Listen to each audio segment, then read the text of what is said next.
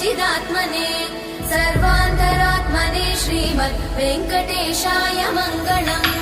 स्वतः सर्वविदे सर्वशक्तये सर्वशेषिने सुलभाय सुशीलाय वेङ्कटेशाय मङ्गलम्। परस्मै ब्रह्मणे पूर्णकामाय परमात्मने प्रयुञ्जे परतत्त्वाय वेङ्कटेशाय मङ्गलम्।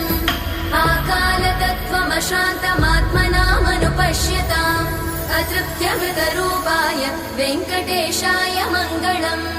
प्रायस्वचरणौ पुंसां शरण्यत्वेन पाणिना कृपया दिशते श्रीमद् वेङ्कटेशाय मङ्गलम्। दयामृततरङ्गिण्यास्तरङ्गैरिव शीतलै अपाङ्गैः सिञ्चते विश्वम् वेङ्कटेशाय मङ्गलम्। स्रग्भूषाम्बर